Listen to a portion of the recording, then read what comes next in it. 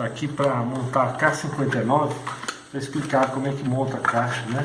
Você dobra tudo, aí você vem, como todas as nossas caixas são assim, ó, põe a orelhinha e fecha, põe a orelhinha aqui e fecha,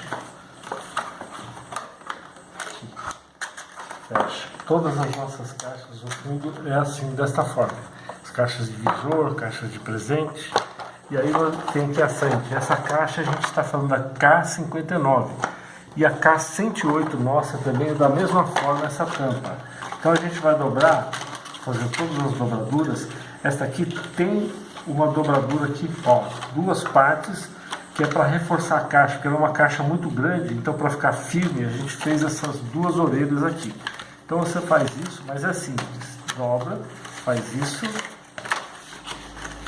Assim, aí você vira,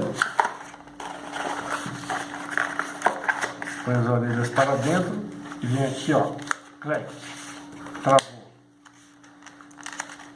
clec, travou. Aí você vem aqui, dobra também e faz o mesmo procedimento.